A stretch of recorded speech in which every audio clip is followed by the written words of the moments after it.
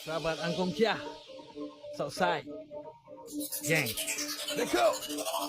Balik ke 16, baris laku keras lain kelas aku. Juga lepas sedas, tak ada tu lu dah tembak. Salah waktu, salah tempat, salah hantu, salah pintu, salah salam. Dalam malam banyak talam. Assalamualaikum semua.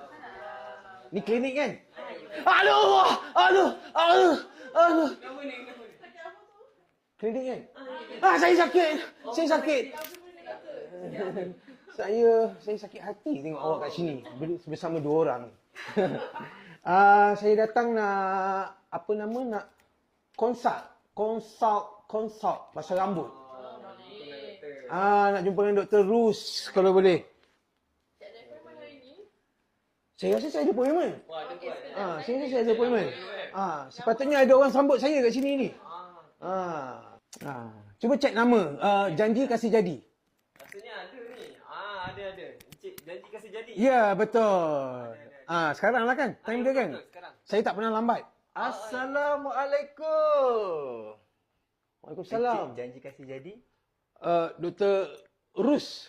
Yes, saya. Oh, doktor ke? Ya, betul. So, doktor tahulah kenapa saya datang kan? Dah appointment dah?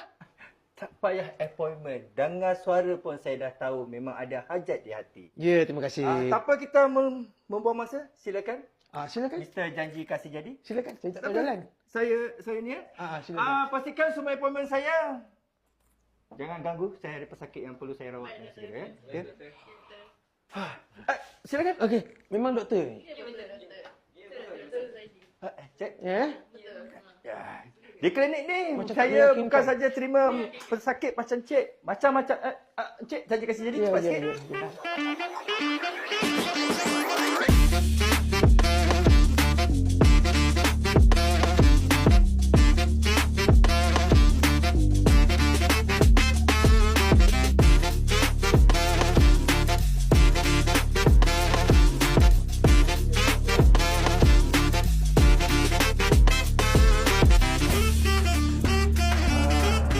Sebelum kita mulakan kita punya ni, saya tuangkan air dulu. Ada air Ada.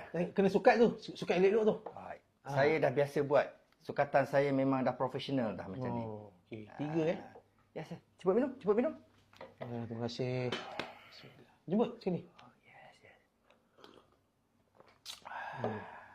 Okey. Baik. Encik janji kasih jadi. Apa masalahnya ni?